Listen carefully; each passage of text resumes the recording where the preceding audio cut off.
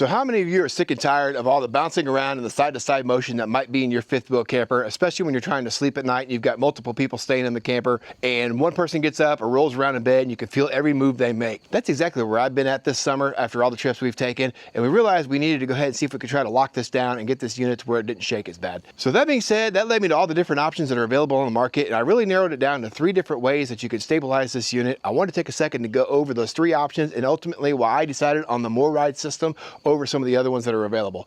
So basically you've got your JT Strong Arm kit, you got the MORryde stabilizer kit, and then you've also got all the various tripod stabilizer mounts that mount to the pin box. When it came to trying to figure out which system I wanted to put on this, ultimately I decided and checked off the list that the JT Strong Arm kit was not for me. The cost up front, the fact that I had to drill into my frame, and I didn't really feel like I needed the front and back stabilizers that mounted going up and down the length of the trailer. The MORryde system essentially does everything the Strong Arm kit minus those 2 front to back arms, and I really like the price point on it a lot better.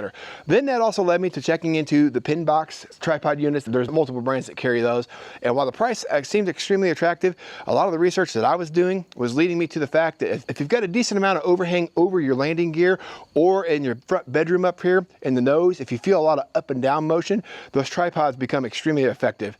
However, if you're trying to fix the side-to-side motion, these X stabilizer braces like I've got here with the MORryde do a lot better job in knocking out that side-to-side play. So that's the reason ultimately that we decided to go with the MORryde system. Now let's go ahead and dive into the install, and we go ahead and talk about just exactly what this install did for me and my camper and how our first experience taking this thing out of the weekend was. So in all honesty, it does not matter when it comes to this kit whether you've got a lot of handyman experience or if you're really good with tools. This kit's 100% bolt-on, there's no drilling required, and it's an extremely easy kit to put on. Me personally, I had this kit on, installed, and ready to go in about 20 minutes time. When this kit first arrives to you and you get it out of the box, you get everything pen packaged, you're gonna see there's 2 different ways you can actually mount this to your rig, depending on what landing gear you've actually got and how much space you've got available to mount the brackets. So let's talk about option A real quick. Essentially, when you look at the top here, right here where the black piece is that comes off your landing gear, as long as you've got 2 inches of space to mount the bracket on those, you can go with option A. However, if you do not have enough room for those brackets, they do offer an option B, which is an alternative method to be able to mount this kit and still be able to make it work.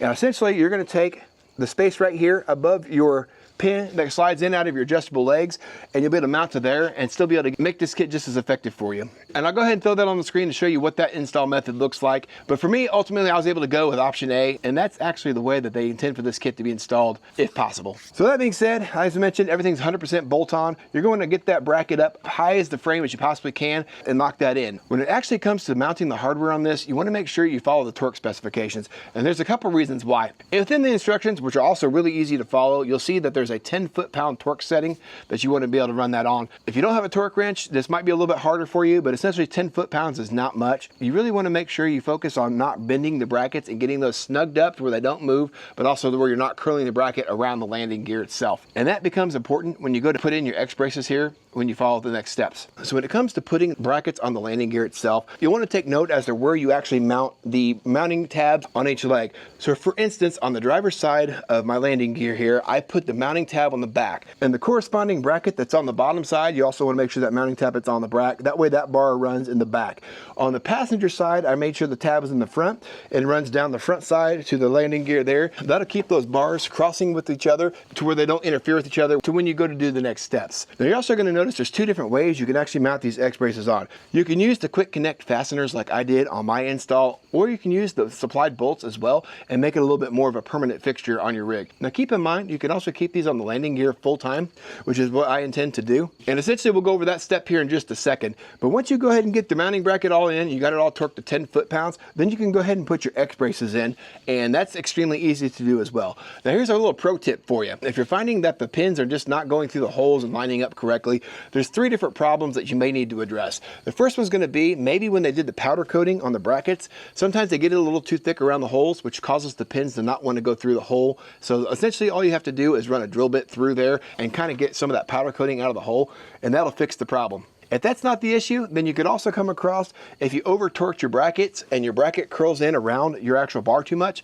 you can cause those holes to kind of bend outwards, and that will cause your pin to not line up when you're trying to run it through your X-Brace. So make sure you don't over tighten your hardware. The third issue you may come across is going to be, depending on what terrain you've got your camper set up at, you might have one of your legs that might be a little bit on a slant or in a weird position. You may actually have to run your landing gear back up. Nonetheless, once you get one of those three issues addressed, if you have one at all, these stabilizer links will go in there with no problem at all and slide right in. I did have a problem with the first issue, which was a little bit of extra powder coating around one of the holes. I was able to get that cleaned up pretty easily, and everything went together very smoothly after that. Now let's take a second to go over how you actually adjust these links, because that's also just as easy as the install. So once you get your rig all leveled and you hit your auto level button, or you get it leveled manually depending on how your camper operates, the next thing you're going to do is rotate your bars to where one of these holes lines up between the inner bar and the outer bar. And then you can actually run your quick connect pin right through the hole like this. That locks that bar in place. You'll do the other side as well. And then after that, it's just a matter of rotating your bar until it basically is tightened by hand. Now, if you're on a surface and you don't have these snap pads like I've got,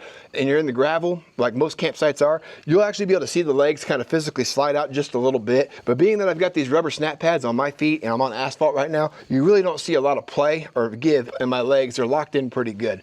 But nonetheless, once you get these ran in by hand like that on both sides, that's all there really is to this. And then you'll also take this little supplied lanyard, and depending on whether you've got like a switch mounted under your nose or if yours is in the basement compartment like mine is, you'll stick that there as a reminder, because essentially you want to make sure you take these pins out and loosen everything back up before you run your landing gear up and you take off for the day. And that little lanyard is there to give you a reminder that you need to do this step before you actually run your landing gear up. But overall, that's really all there is to setting this kit up. So hopefully that little run through is enough information to help you guys make a decision as to which of these kits might be the right fit for you. After running these things for the first weekend out since we've put this kit on our camper, it really did a great job of us not really being able to feel the kids in the back anymore when they shift around. And they also mentioned they really couldn't feel us get up or move around like they had in the past before we had this kit installed. I hope this video was somewhat helpful for you. I appreciate you guys taking the time to watch, and we'll catch you guys on the next video.